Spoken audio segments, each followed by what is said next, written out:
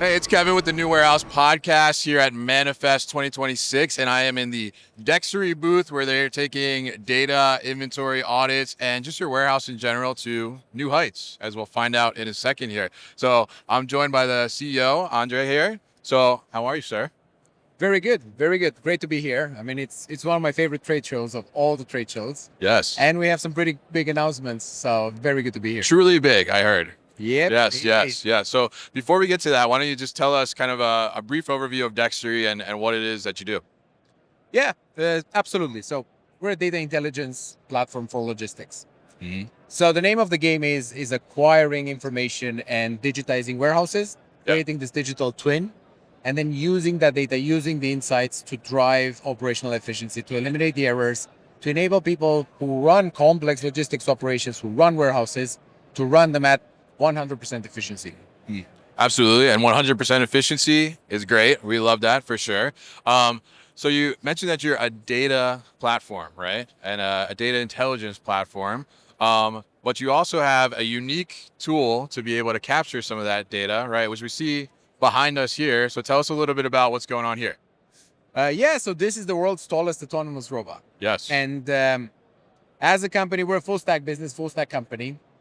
So we built this incredible robots. We built a digital twin platform. We use this technology. We use the product to drive efficiency and bring this intelligence layer and level to warehouses. Yeah. The point around the robots is actually it's the most elegant way to capture the data.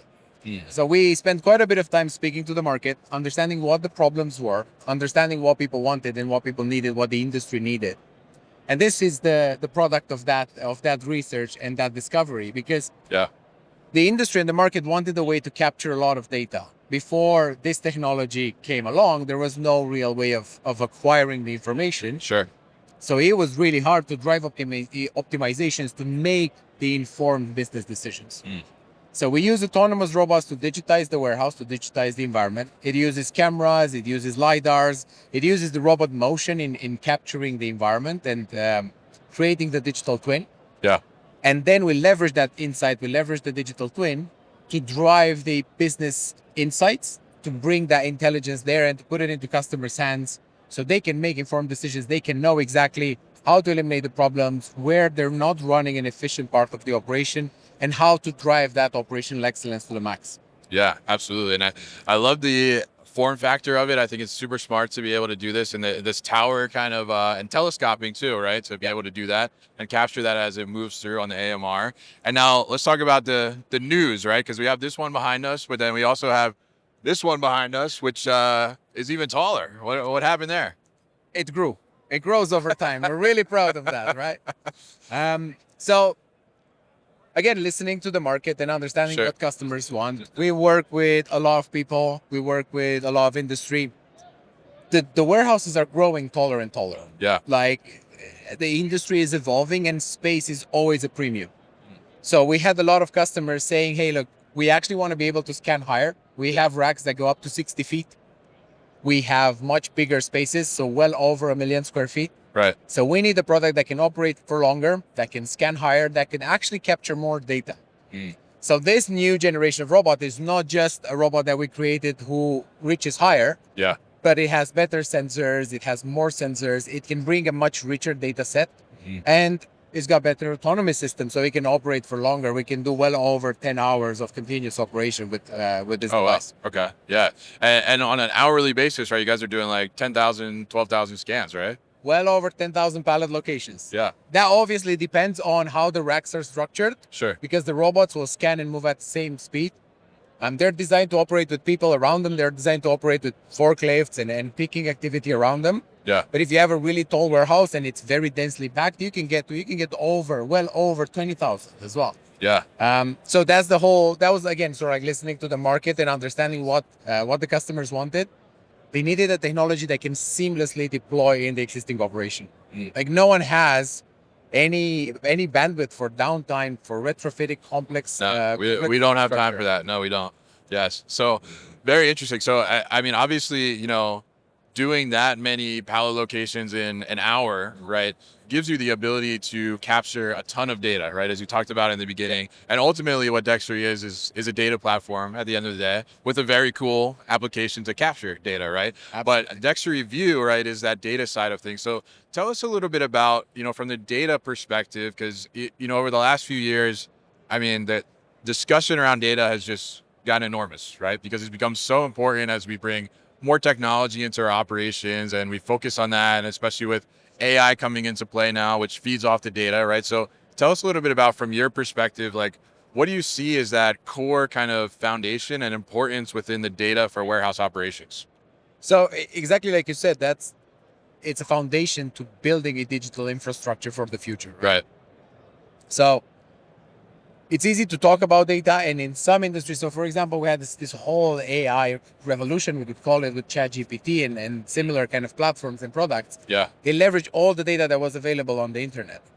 You cannot apply the same mentality for industrial applications and industrial environments because the data doesn't exist.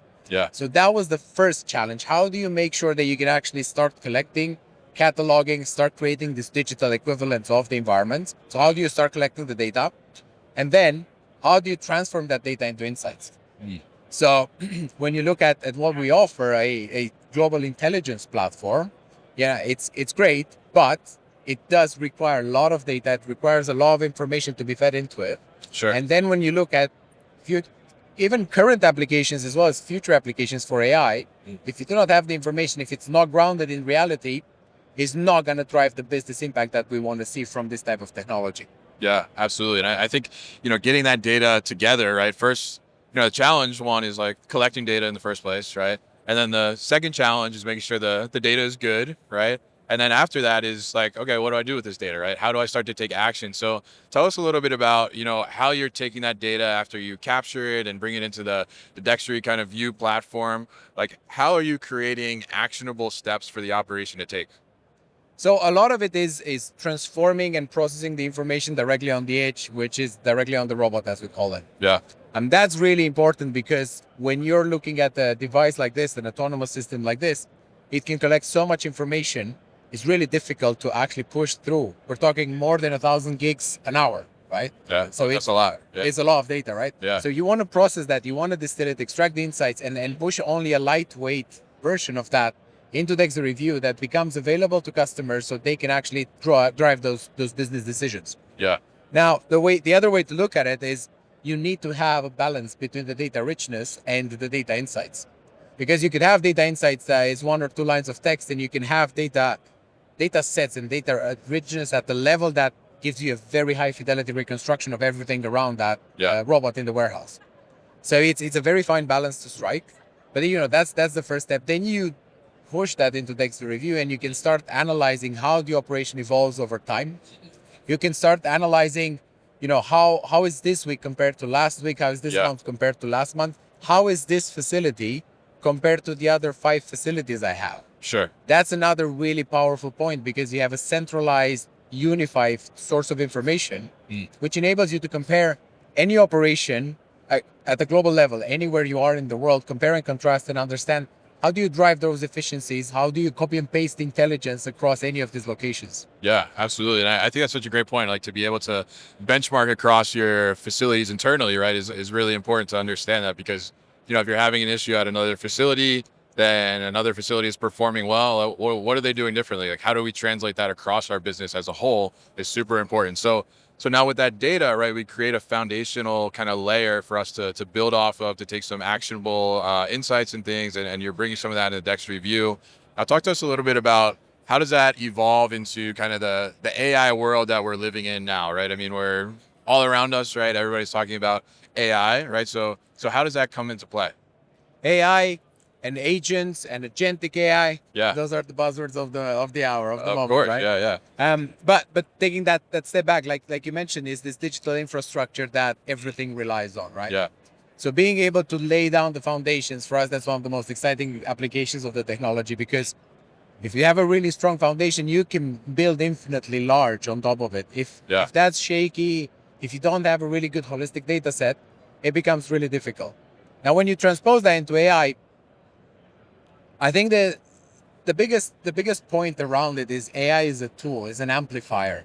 It's like when we started using power tools instead of manual tools, Yeah. we could be a lot faster, a lot more efficient, but we needed to know very well what we do. How do we put those tools to good use? Sure. So I look at this a lot, and I think, fine, you can make some AI for the sake of having some AI, but what will really move the needle? What drives the business value? Yeah. It's the same to when we looked at, okay, how do we shape the robots? How do these robots need to look like to be seamlessly integrated in the logistics operations? The same application for AI. How does the AI need to fit into the existing workforce and workflows?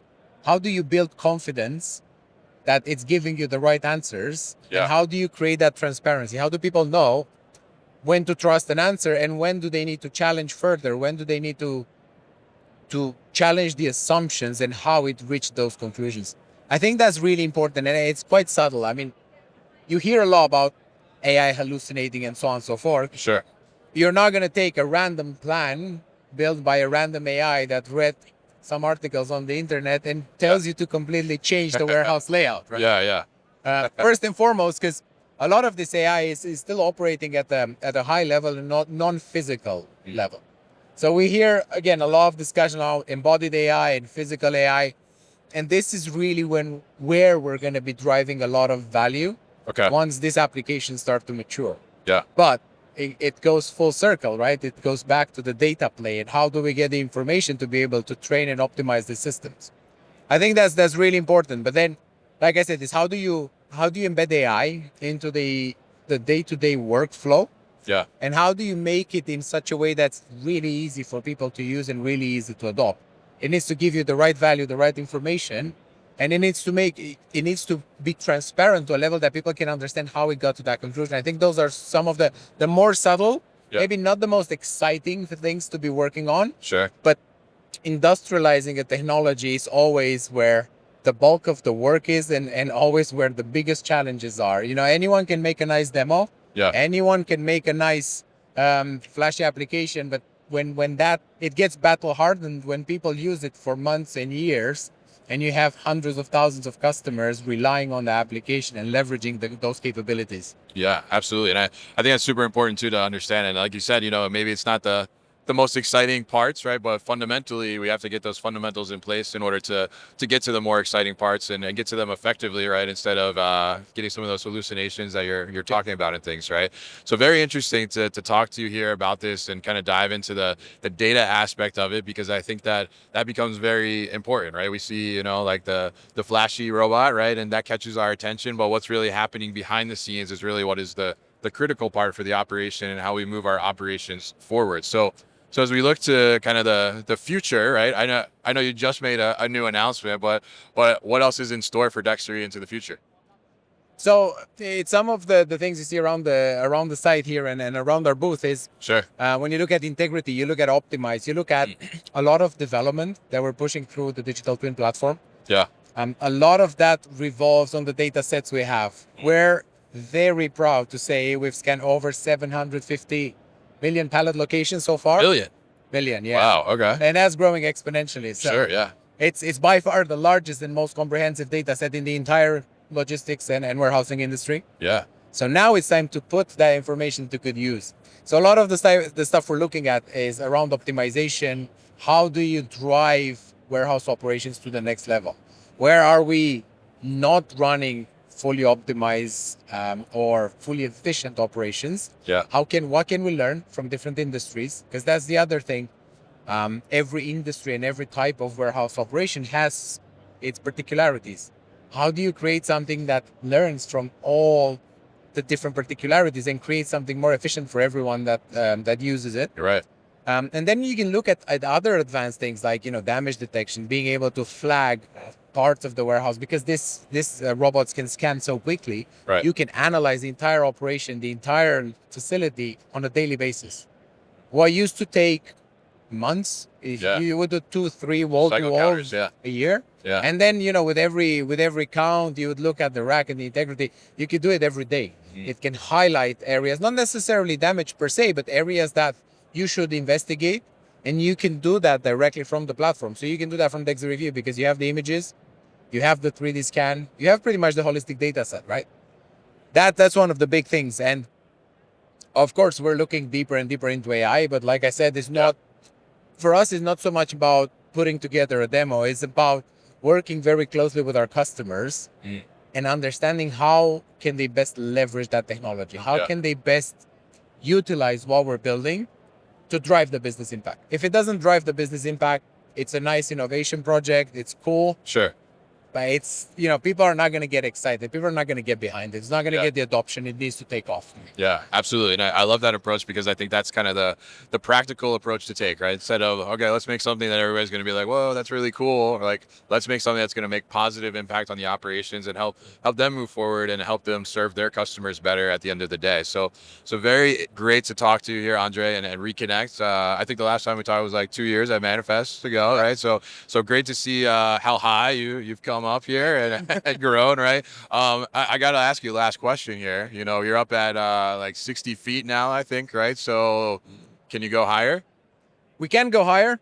Yeah. We have gone higher. Oh, you have gone higher. Oh, okay. I think the important bit is it goes back to what we were just discussing. Sure. Like, do we need to go higher? If Right? the customer needs it, yeah. Is there enough of a need in the market? Do customers really want that? Yeah. Because, for example, if you compare the market in the US to the market in Europe, in the US, you have far wider warehouses. The spread is much, much bigger. Interesting. Okay. So we're talking 1.5, 2 million square feet. Right. Whereas in Europe, the land distribution is different. So the warehouses are a little bit smaller, Yeah. but they tend to build higher. They go higher. Okay. So, the big ask from a lot of our customers in the US was to extend the operating time, Yeah. to go 10 hours, to go 12 hours on one battery charge, so they need to be able to run Cover more for longer. distance. Yeah. It's already fast, like we were discussing, but Yeah. the point is you have to listen to the market. We're very, very, like our development roadmaps are very tightly related to what customers are asking. Sure. So yes, we can go higher. Yeah. No, we won't go higher straight away because the need and the drive from the market is shaping us in a slightly different direction. Yeah. All right. Well, good to know that there is no ceiling on Dexory then, right? Truly no ceiling. I could not agree more, right? All right, fantastic. So awesome to talk to you. And if people want to learn more about Dexory, figure out how they can potentially get this into their operation and capture better data and get a better view on their data too through Dexory View, what's the best way to do that? Either through our website or through platforms like LinkedIn. All right, fantastic. So we'll put all the information about Dexory at thenewwarehouse.com as well as in these show notes. So Andrei, thanks again for having us in your booth. Absolute pleasure. All right. Hey guys, thank you so much for tuning into today's video here on our YouTube channel, The New Warehouse Podcast, and I appreciate you tuning in. If you liked what you saw, make sure you subscribe to our channel, and if you like this video in particular, make sure you like it as well. And if you want to get this great t-shirt that you see in the video behind me, Warehouses Are Sexy, head to warehousesAreSexy.com and get your own.